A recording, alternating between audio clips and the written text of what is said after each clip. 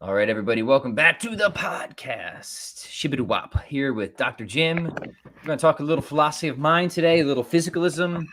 What do magic mushrooms and LSD, how can they inform these greater worldview considerations? Yep. And I think we're going to be working from a paper from Kastrup today, Yep. if that's right, Dr. Jim. So good to have you as always. And yeah, before we dive in, we will be doing Q&A towards the end here. So if you guys have anything for, it is a Freaky Friday episode after all. It is after all. Happy Right. Freaky Friday.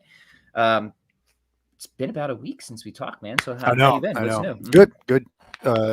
Couple of swim meets, track meet this week. Getting a draft of the editor, so that's good. Right. So it's been a good week. How about you? Fairly productive. Nice. Yeah, been writing, so I have that new book that I've been attacking quite vigorously, and so I've probably been hitting like 3,000 to 5,000 words a day, so I'm pretty happy with my general output on that. And then it's snowing again in Wisconsin today. So, yeah, no, it snowed here in Kansas yesterday. Yeah, so made for a lovely track meet for my kids. Yeah, yeah, I bet it did. It's interesting. So that's cool. All right, so we won't bore people with our life details right now. I had some good jiu-jitsu this week, but we can circle back to that. Boy, yeah. I had a good roll on Monday night, yeah. And after I'm done here, I'm off to that. So good. And then sushi afterwards? You bet. Oh yeah, I can't do it. All right, so set the stage for us, Jim. You selected the topic today. I'm excited to explore it. So what are we talking about? Yeah, I guess, the backdrop is an article by Bernardo Kastrup. He's a very interesting kind of independent scholar in I think he's in the Netherlands. I think he's actually Portuguese, but he lives in the Netherlands. He's got a PhD in computer science and physics and a PhD in philosophy. Interesting cat. Yep. He basically defends a sort of Jungian / Schopenhauerian position in metaphysics.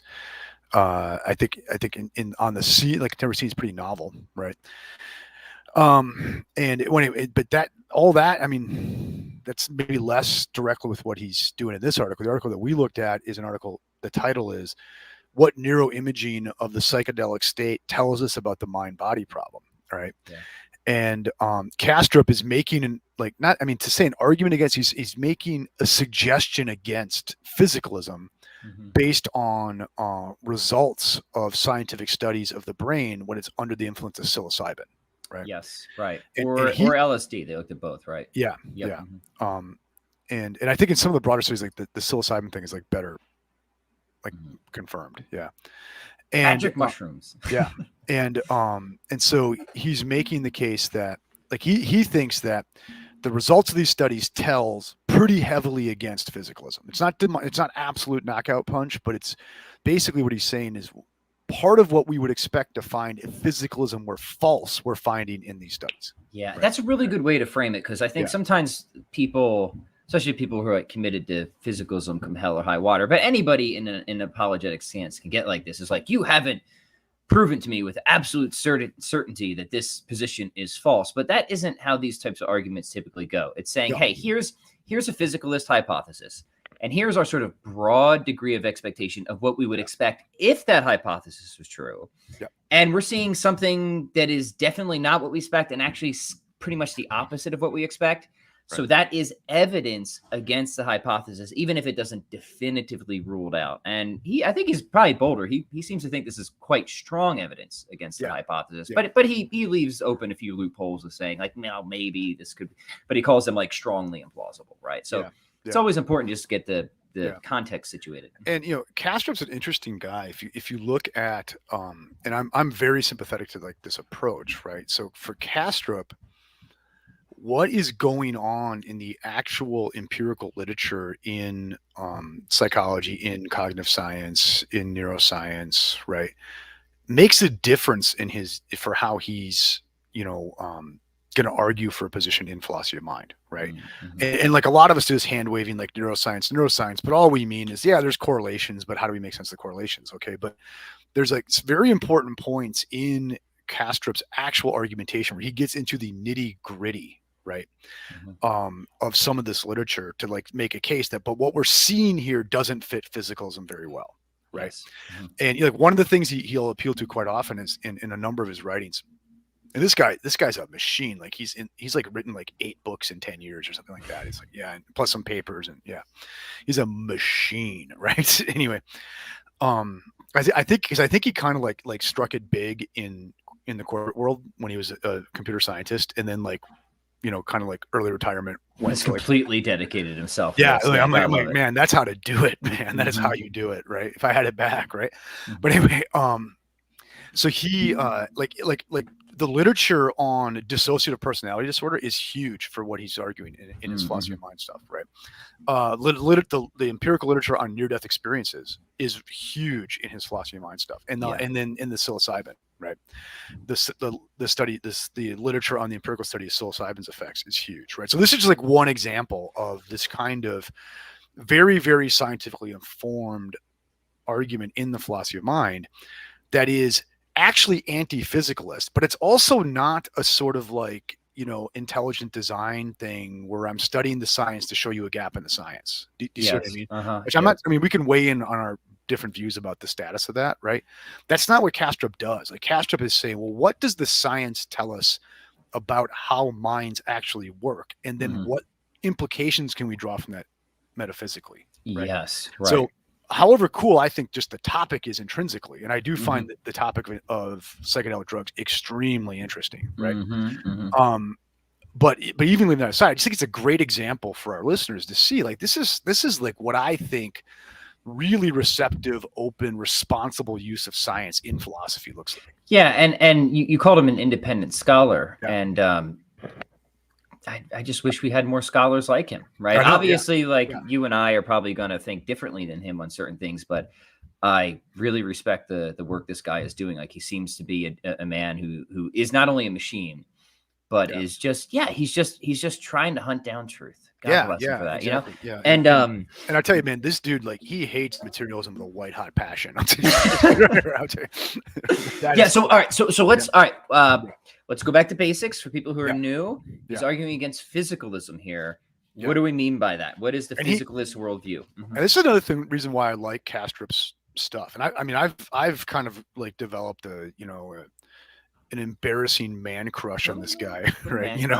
I've been reading a lot of his stuff, and in fact, I'm teaching this article in my class on Monday, right? Yeah, cool. But on page 3 of the article, he gives us a really nifty definition of physicalism. Okay, and I'm gonna go ahead and just hit that, right? So, quoting Kastrup, physicalism posits that there are physical entities independent of experience, and that qualities of experience are constituted by particular arrangements of such entities. More specifically, under physicalism, the qualities of experience are constituted by particular patterns of brain activity, which are called neural correlates of consciousness. Yeah. Okay. Right. So the way he's defining physicalism, I know, and like from other things he wrote, he's saying, physicalist says that you've got fundamental physical entities, right? And everything else has to be accounted for in terms of the basic properties of the fundamental physical entities, right? Okay. It's interesting. Perhaps elementary particles, right? But physicalists vary on what the commitment is. Yeah. And I'll tell you, one of his biggest targets in his writing is what he calls bottom-up panpsychism or constitutive panpsychism. So like people like Goff, people like Strawson, people like Chalmers in the right mood, right? Yeah. Because he just basically sees like all the problems of physicalism just get reduplicated there, because you're going to end up appealing to hand-waving emergence at some point from any of these bottom-up views. Right. Yes. Right. It's like we talked about that before. You're just relocating the problem more than solving it. Right. Yeah. So basically, it's saying the physicalist says, you've got a bunch of non-conscious fundamental entities, and we're going to account for consciousness in terms of combinations of those fundamental entities. Right. Yes. And now the panpsychist, the bottom-up panpsychist, is going to say, well, you've got a bunch of like low-level conscious entities, and we're going to account for high-level conscious in terms of combinations of those low-level conscious entities. Okay. Right. Kastrup's here, this is an aside from this paper, thinks they both have the same fundamental problem, that you're going to get like magic hand-waving emergence going on there. Right. It always reminds me of David Bentley Hart. God bless him. He's making the rounds again. And a man, again, I have much to disagree with, but one thing I have always found very lovely about his his critiques of contemporary philosophy of mind, is his exercise where he says, just go through, a physicalist account of philosophy of mind and just replace the word emergent with magic anytime you see it, and see if you lose anything in terms of explanatory comprehensiveness. And his point is you won't. Yeah, exactly. And maybe in another episode we can get into like what Kastrup's like positive views are, but basically he's a kind of like Schopenhauerian idealist. Like he's idealist, yeah. Mm-hmm. But when I say idealist, you have to like understand he means in the German idealist, not like Berkeleyan. Okay, but let's not go on that. Okay, so the claim is like what physicalism would basically predict, right? I'm going to quote Kastrup again, if you don't mind, right? Oh yeah. Just on page 4, he says, okay, so under physicalism, an increase in the richness of experience does not need to be accompanied by an increase in the metabolism associated with neural correlates of consciousness, for experiences are supposedly constituted by neural correlates of consciousness. Okay, but he goes on to say, rich experiences span a broader information space and awareness than comparatively dull and monotonic experiences. Then going a little further down, he says, more information means that the system comprises more states that can be discerned from each other. In the case of human experience, information reflects the amount of subjectively apprehended qualities that can be discerned from each other in awareness. Okay, so I know it's like I'm throwing a lot of things out there, but here's the point, all right, is like he's saying is like the physicalist would say, the more informationally rich experience you have should be correlated with the more complex neurophysiological underpinnings, right? Mm-hmm. Because all of the attributes of this conscious experience are supposedly like determined by the constitutive relations among the microphysical particles ultimately. Mm-hmm. Okay. So you would expect where you have information rich experience, right?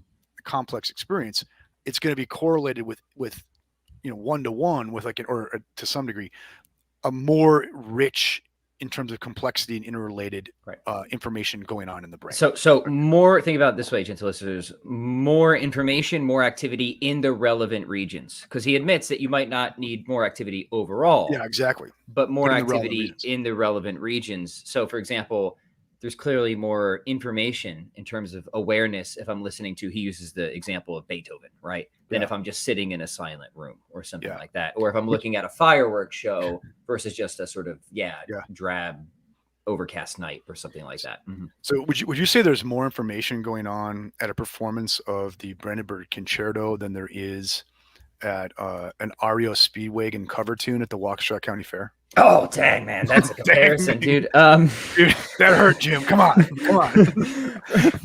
First off, that's actually a really good and difficult question to ask. I think it actually is. Yeah. I don't have a good answer to that. I don't have sorry. I can definitely compare Beethoven to The Silent Room, but I don't know if I can compare exactly. Anyway, thank you for indulging that. Of course. All right. Okay, so here's the money then. All right, is what in like he gives you a lot of references here, and maybe we can like put up a link to the article somewhere. Yeah, we'll link the article, and as always, they should read the full thing. We're just giving the highlights. Mm-hmm.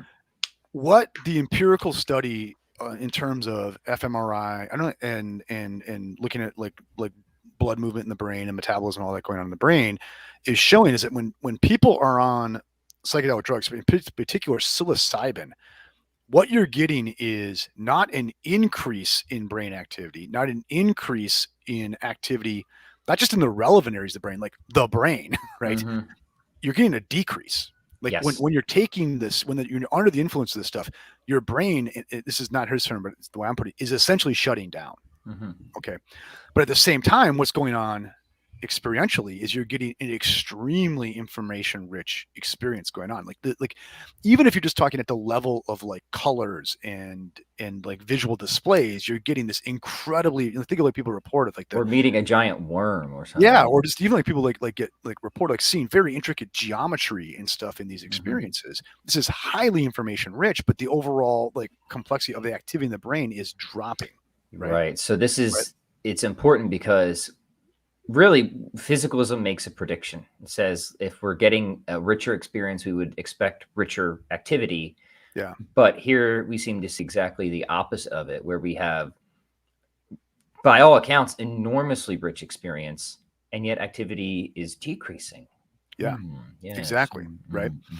And In, then in the relevant regions and he again, but also no, says, like, yeah, there's other senses of information richness that goes on. People have these experiences. Like some people will come back from a trip and say that was an absolute like ethical, moral, spiritual, religious game changer for me because of what I learned going on this trip. Right. Right. Okay. Or like, and you get his, like in other of his work, he brings up the near death experiences. You have people, what do you have? You have like low activities in the brain coming back with a lot of information about what happened. Right.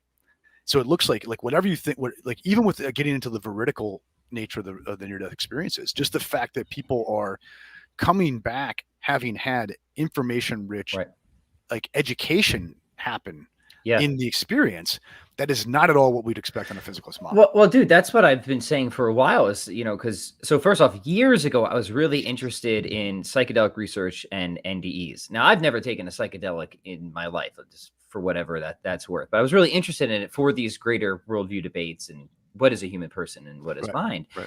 And I did end up veering more towards the NDE research, but I spent a lot of time on the psychedelic stuff too. And I was always sort of surprised by the physicalists who'd want to just sort of try and argue against the veridicality of NDEs, which is enormously fascinating. Yeah. Because it's not like having uber rich hallucinations with little to no brain activity is good for the physicalist. It's like, dude, even if this isn't veridical, this is not great for your hypothesis, right? And see, for me, this kind of gets me over a hang up on the NDEs, right? Because for me, I've always worried about the vertical thing. Yeah. But like, we have to get into like how leading was the questioning. And there's a lot of sort of like variables we have to tweak with that. But here it doesn't matter, right? It's like you're getting at low levels of brain activity, high levels of information going on, right?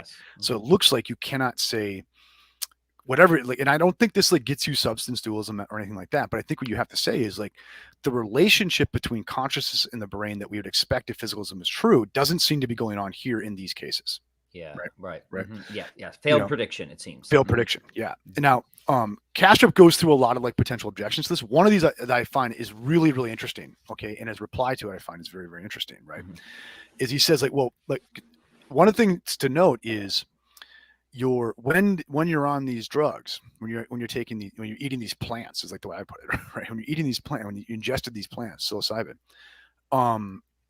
what you're getting is you get low levels of high order function in the brain, but you still have like the regular background noise that goes on in your brain. Like the brainstem's still ticking away, like to keep you breathing, and all the, all this stuff is still going on. Right.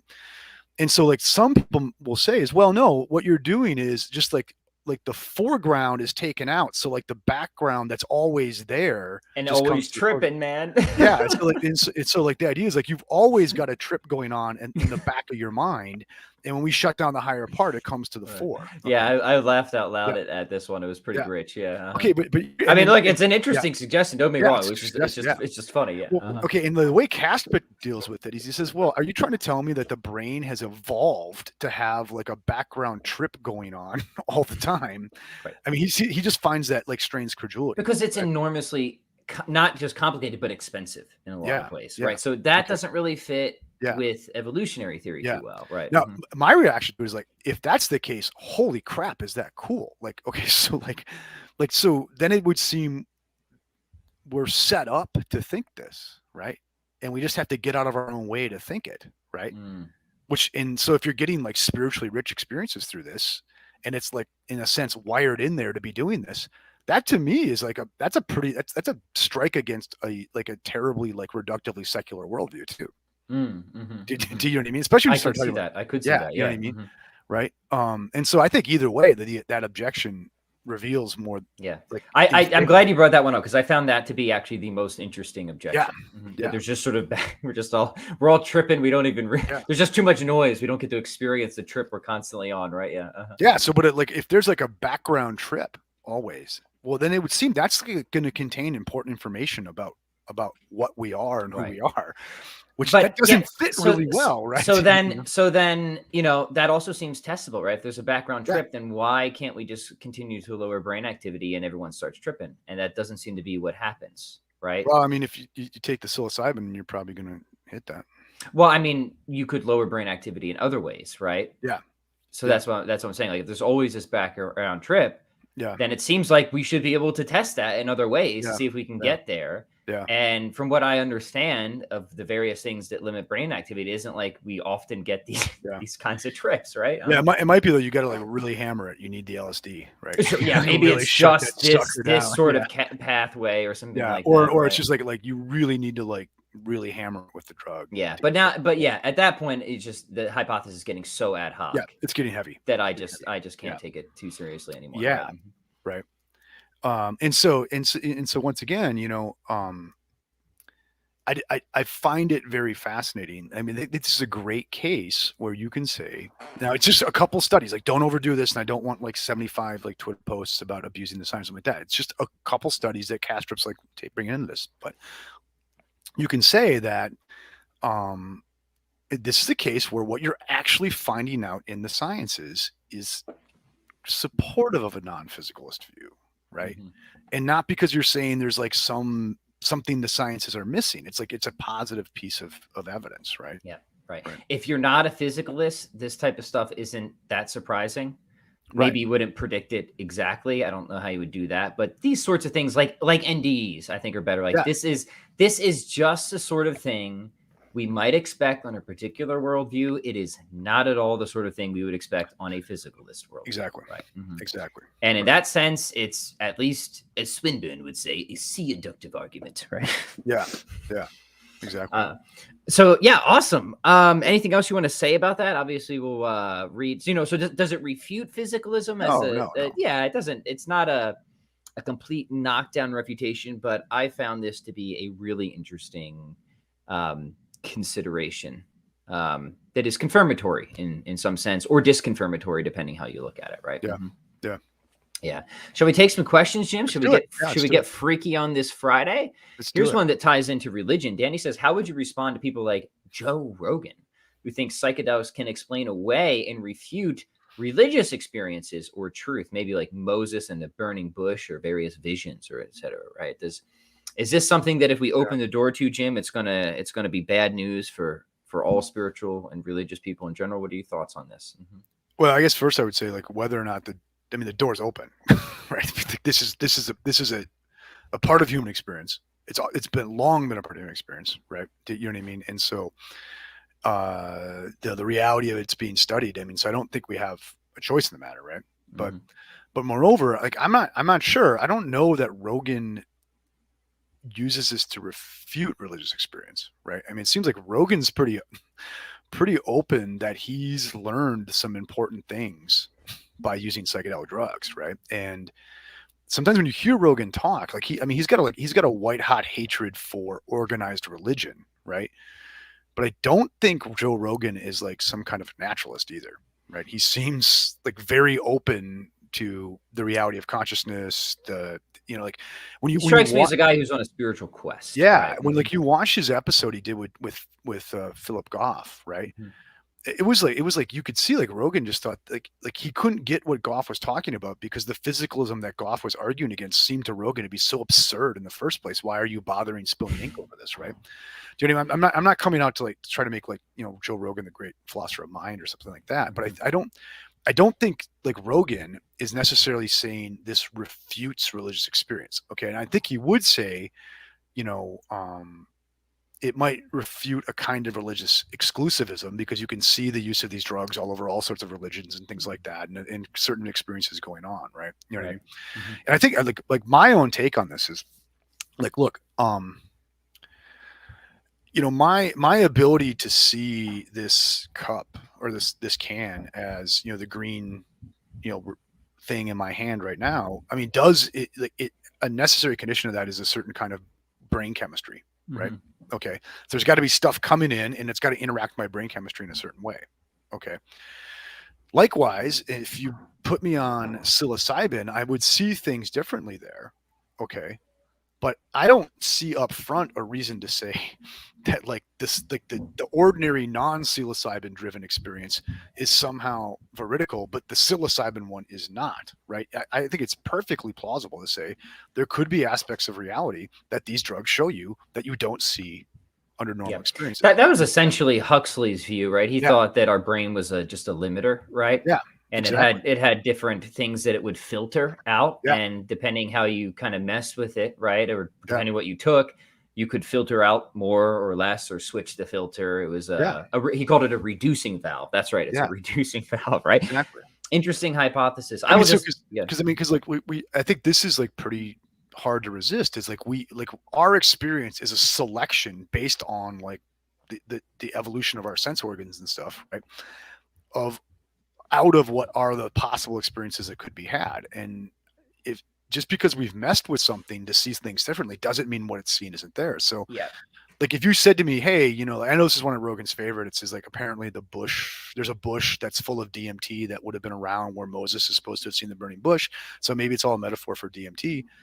Okay, fine, but that doesn't mean what if indeed Moses like was into DMT. I'm not necessarily saying that, right? But that doesn't mean what he saw wasn't there, right? Sure. It doesn't mean that it wasn't vertical, right? Yeah, so that could have been the mechanism, right? Now, I don't find any of the. I find everything you said, Jim, very plausible. I don't find any of these attempted accounts plausible. I mean, skip to the New Testament, right, and the resurrection accounts. It's like, look, the best evidence we have on psychedelics is nothing like what's reported in the New Testament. That it's just such a strained hypothesis of like group hallucinations of people who then are willing to go to martyrdom, right? It's like you just don't have that in psychedelic stuff. So it's just it's too strained to take seriously, that even if you might have some account in the Old Testament which is so historically removed that maybe you might be able to like give some story for that data point. I think on the whole it's just it's like the alien thing. Like unless there's like better evidence for it, I'm just not it's just not even in the realm of plausible options for me.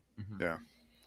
And you know the thing, you know, like I don't think I don't think psychedelic drugs and the fact that we can like see that they affect our brain chemistry and thereby change our experience is any more a threat to like the verticality of religious experience than the fact that, you know, we can put, you know, someone doing a meditative prayer on an MRI and see an effect on their brain, right? And that doesn't mean that the meditative prayer is not showing them in some sense something that's there. Right.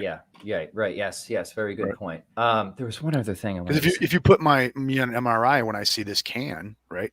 Okay.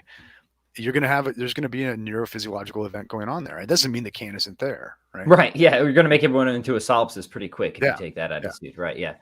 All right. Very good. Good stuff. Let's keep going here. Catholic Base says Peterson and Vervaeke. I don't know who that is. Conversation piqued my interest on this topic. Would love if you guys have him on. If you mean Peterson, yeah, that'd be great. But I don't know if he's. If you have his booking agent, let me know. Yeah, we've been calling him every day for 6 months. He would love to talk to him. Of course, I would. I find him a super fascinating guy. I don't know who this other fellow is, so you would have to give me more. And do you know, Jim? I don't know. Sorry. Sounds like a good conversation, though. Jacob says, some people consider hylomorphism a kind of physicalism. Thoughts on this categorization? What do you think, Jim? Yeah, I mean, I guess there are people who are claiming to be physicalists and offering like a hylomorphous sort of position, right? I guess for me on that is, and I don't mean this to be snotty at all, but I mean, I just think that to try to characterize Aristotle's position in terms of physicalism and meaning anything by physicalism like what we mean by it today, is just this anachronism, right? And you know, I'm kind of like I'm trying to discipline myself to not spell out the term classical philosophy in terms imposed on it by like our own like modern confusions, right? Hence the ice baths and self-flagellation. Exactly. Yeah, exactly. Right. Because I'm not, you know, sometimes I fail and I have to punish myself. Being a Cartesian. Stop being a materialist. Yeah. You know, and so I'll agree with you, Jacob. Yeah, you can find people in the contemporary literature who will claim to be physicalists and hylomorphists, right? I don't think that has much at all to do with what Aristotle's up to. Right. Right. Yeah, I agree. I've never found that plausible. I'm trying to think of somebody who even makes it. I know have heard that suggestion made, but I can't think of a single actual philosopher who, like, can you think of one right now in the contemporary who is a hylomorphist and a physicalist? Can you think of one? I mean, I guess it's going to depend what you mean by physicalist, right? I think like Christine Koslicki might be one of these people. Is she? Okay. Um, She's interesting because I've been reading some of her stuff and yeah, grounding. Yeah. and I know, like Bill Jaworski, is a hylomorphist, but I think I want to be careful because like Bill's position is pretty subtle. Okay, but I think he would see what he's doing at least as kind of a species of materialism, right? Okay. Yeah. I mean, But I want to be careful because his position is really subtle. you have Christian materialists, right? Yeah, I yeah. can I mean, think of a number of Jaworski's a prominent. Catholic. I Yeah, can think of a number of prominent Christian yeah, materialists, right?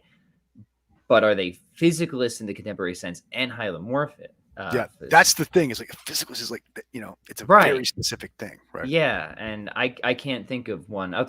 But just because I can't think of one doesn't mean that they don't exist. Like I Right. said, I've heard this suggestion before. I just haven't read anything defending that Like thesis. just going to earlier conversation we were having, Pat, is like Jae Kim, at least at one mode of his career, was not actually a physicalist. He was a near enough physicalist, right? So it's sometimes hard to come up with like someone who actually takes that reductive position, right? Yeah. So we were talking about him before because at least one of the positions he used to hold, and I'm not sure if he has or how much he's moved away from this, or maybe he still believes it but is willing to take the costs associated with it. Is there was a time when he would suggest that if you were a naturalist, then you ought to be a strong rather than weak naturalist, and you should be a sort of strong physicalist and reductionist. Yep. Otherwise, naturalism loses a lot in terms of explanatory comprehensiveness and simplicity and all that, right? And his point was that if you're not a sort of strong reductionist physicalist, then you're sort of what you're doing at that point is you're sort of denying the completability of physics. Yeah. Right. And that's bad news for a naturalist if you want to define a natural entity as that by which it is detectable by an idealized, completed science program or physics or something like that. So now maybe he's just realized that, as I have come to think, that physicalism is just too absurd to maintain seriously. So, okay, maybe we just expand, or try to expand our options as a naturalist and just take those costs that he thought were there before. I don't know. I haven't read enough of his recent work to be sure on that. Another one from Jacob. I wanted to read more about the embodied extrinsic mentality, which Jim has talked about, bringing up, I think he means Merleau-Ponty in particular. Have any recommendations, maybe some Merleau-Ponty reading advice? Okay, if you want to start on Merleau-Ponty, what I recommend is John Sallis, Sallis, has 2 books on Merleau-Ponty, which were actually 2 sets of lectures he gave to undergraduates at Duquesne in the early 1970s. The first one is Logos of the Sensible World, and the second one is, it's eluding me now. It's something philosophy and its beginnings. I highly recommend hitting Sallis for a starter on Merleau-Ponty. In terms of reading Merleau-Ponty directly, I would go, there's an essay of his that's been anthologized called The Primacy of Perception. And it is a short lecture he gave summarizing his first book, his second book actually, but it's his like canonical work, the Phenomenology of Perception. So Primacy of Perception would be a good essay there.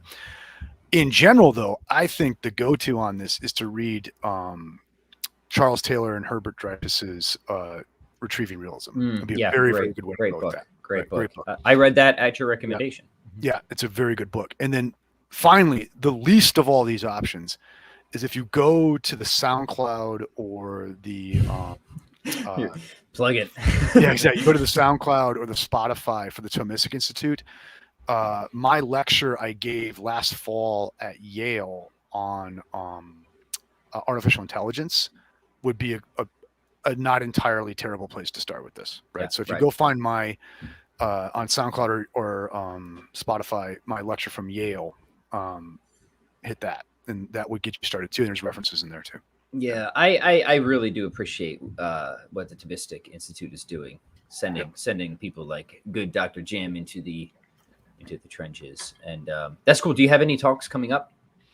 I have a lecture I'm giving at a conference on cognition and learning in DC in June, right? But Nice. yep. Oh, I should mention, I'll be giving a talk in Tulsa, 2 weeks from now, 3 weeks from Cool. now. I'll get the dates. I'm flying out. The diocese down there is associated with the Catholic Man Show and some other institutes. So the Cool. talk, Jim, is called Philosophy for the People. So Nice. we're going to be I bringing like it to Tulsa. Tulsa. Tulsa's a cool town. Yeah, what is there to do in Tulsa? It's one of those good big little cities or little big cities, right? You know, Mm-hmm. where it's I mean, like any city has its problems with it, but like it's big enough that you've got some universities there and you've got some like culture there and things to do, but it's small enough that like you can actually get to it, right? You know, so I like Tulsa in that way. Yeah, I have some reviews about Des Moines, Iowa too, right? never been to either. Yeah. This will be my first time in Tulsa. All right, let's see what we got here. Brendan, I have never seen that debate, so I can't speak on it. Christopher Hitchens, I love his style. I think he's funny, but I think he is horribly inept on matters of philosophy and religion. So I just don't find him that interesting to watch in those contexts.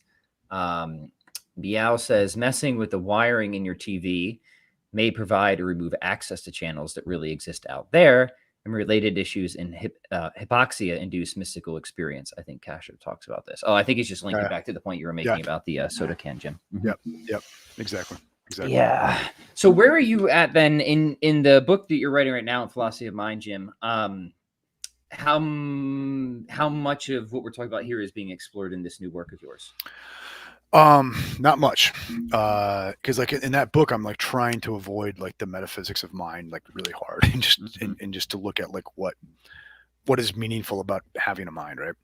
But I think this is kind of the direction I want to go next, right? Is to then, in light of like the externalist turn I've taken, the embedded turn I'm taking, like what does that actually mean metaphysically, right? So that's probably the next project. Yeah. So let's I want to bug you about it a little bit, because the last time we did an episode on philosophy of mind, you said your kind of general way of describing your view is that to be minded is to participate in a world. Yeah. And I like that. I found that very, very attractive for many reasons. Is that still how you would describe your position? And if so, yes, do you want to definitely. Yeah. How? So explain that. What do you mean? What do you mean by that for people who maybe didn't catch our previous episode? What I mean by that is that we should not think of minds, right? And this is where I'm going to get on the edge of like going metaphysical here, right? Cool, okay. That's fine. Which I'm trying to like not do that, but it's inevitable, right?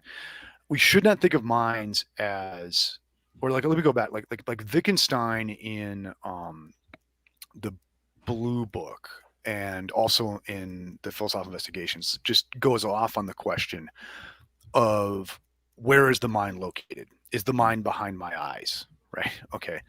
And he through a series of like thought experiments, he like shows how absurd it is to think your mind is behind your eyes. Okay. But then he also says, but that doesn't mean it's like, you know, in some non-physical box too. Okay. And like Wittgenstein motivates the notion of minds being things in the same sense that pens and cabbages are things is going to lead to these intractable philosophical problems, right? Does that mean there's no such thing as a mind? No, it just means that there's a category mistake always in our vicinity, right? Wherein we turn the mind into something that could be behind our eyes or whatever the ghostly version of that would be, when for him to have a mind is to be able to find your way around in a world, right? Okay. It's to be able to like it's in the sense of like Madden lost his mind today. We don't really literally mean there was a thing behind my eyes that I've misplaced. We mean I'm not able to do the human thing anymore. Right. Okay. And now as you like start unfurling that is like what you're going to see. Well, what is it to do our thing such that we call ourselves minded? We're going to see it's to be involved in all sorts of relations, all sorts of histories that stretch far beyond our own discrete organisms. Right. Yeah. So like I would say like in like Pat, like the existence of Pat Flynn's mind presupposes a cultural history, a genetic history, you know, a personal emotional history, all of those things. And you can't separate the mind out from those things. Right. So I'm kind of motivating of you to see yourself as a minded being as very indiscreet in a sense, right? As smeared out through all these things. Yeah. Right. Yeah. So there's a sort of origins essentialism to your thesis there, right? Yeah. Yeah. Like you couldn't have this Pat Flynn without Pat Flynn's history. Right.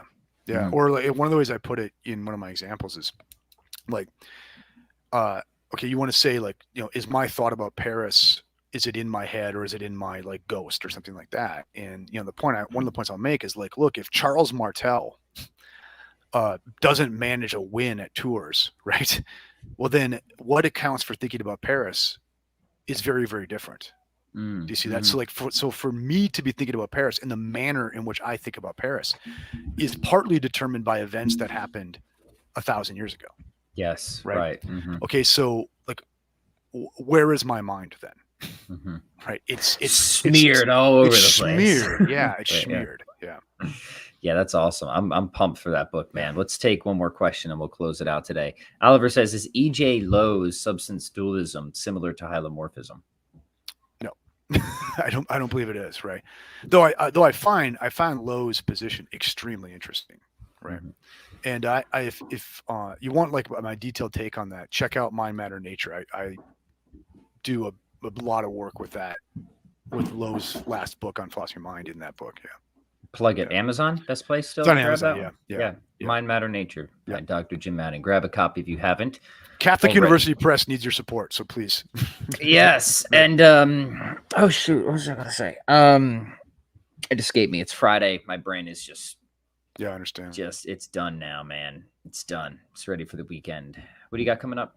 You got jujitsu, you got sushi. Jujitsu is I'm about to go right now. I believe it's Alexander Solzhenitsyn's son is on campus. I'm gonna go listen to him speak. Sweet. So sweet. Yeah. All right, very good. Well, gentle listeners, thank you for tuning in. As always, please help this channel grow. We are over our first 1,000 subscribers. Yes. Thank you. Awesome. We'll get a bag of confetti. We'll do a special stream. So please like, share, subscribe, tag grandma, all that good stuff. And yes, buy a course on nihilism. Buy a course on nihilism, happy nihilism, friendly nihilism. How not to be one. Yeah, that's the only way to be happy. And I guess relation to nihilism is just avoid it. I would recommend that. Yeah. So jdmadden.com, lots of good stuff going on, lots of good content coming up. I got Gavin Kerr on Sunday. We're doing a Sunday special with Gavin Kerr. He wanted to talk through Letter to a Priest. Did you ever read that one? Yeah, a long time ago. Yeah. Long time. Yeah. So we're going to talk through that. And we're going to kick off Holy Week with Gavin. There you go. We're going to kick off Holy Week with Gavin. Should be good. And we'll get back to Aristotle here at some point. Yeah. Sorry. Yeah. Dude, no, I've been crushed too. So we're believe it or not, Jim and I actually have other things that we do aside from talk to each other on this podcast. But this is one of my favorite things to do. So thank you for tuning in. I have two seniors in high school coming to the end, right? So it's like things are pretty engaged and embedded right now. Yeah. Right? But soon you'll be able to castrop it up and just completely embed yourself into. Yeah, exactly. Yeah, I think when my kids are gone, I'm gonna just pull a castrip and just drop out and write the weirdest stuff I can. Right? Love it. Support Jim, guys. Go buy his nihilism course. Yeah. We'll catch you next time. Yeah, buy my nihilism course so I can pull a castrip. Peace. Peace.